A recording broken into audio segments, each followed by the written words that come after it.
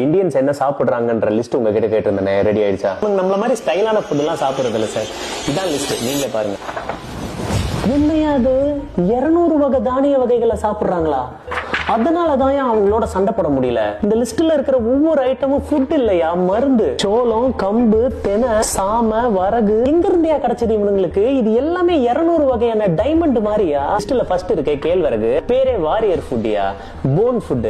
இத ஒருத்தன் சாப்பிட்டானா தோல் மேல 100 கிலோ தூக்கி போட்டு பொறுமையா நடந்து போவோம். இன்னும் 100 வருஷத்துக்கு இவனுங்க இதையே தின்னானுங்கன்னா இவங்களுக்கு உடம்புல ஒரு ப்ராப்ளம் வராது. இவங்களுக்கு தேவையான அயன், கால்சியம், ஃபைபர், மெக்னீசியம் எல்லாமே இந்த ஃபுட்ல கிடைக்குது. முதல்ல இத பயிரிடுறத நம்ம தடுக்கிறோம். ஊர்ல இருக்கிற வியாபாரிகள் எல்லாம் பிரெயின் வாஷ் பண்ணி மில்லட் எல்லாம் ஏழைங்க சாப்பிடுற ஃபுட், பணக்காரங்க எல்லாம் ஒயிட் ரைஸ் தான் சாப்பிடணும், கோதுமை தான் சாப்பிடணும், மைதா தான் சாப்பிடணும் அப்படின்றத அவங்க மைண்டுக்குள்ள ஏத்துங்க. இன்னும் 100 வருஷத்துக்கு அவனுங்க மில்லட்டே சாப்பிட்டிருந்தாங்கன்னா அவங்களுக்கு ஹாஸ்பிட்டலே தேவையில்லை. அப்புறம் நம்ம ஊர்ல இருக்கிற மருந்து எப்படி அவங்க ஊர்ல விற்க முடியும்? இதுல இன்னொரு அதிசயம் பாரியா, அரிசி விளைய வைக்கிறதுக்கு 3000 இருந்து 5000 லிட்டர் தண்ணி தேவைப்படுது.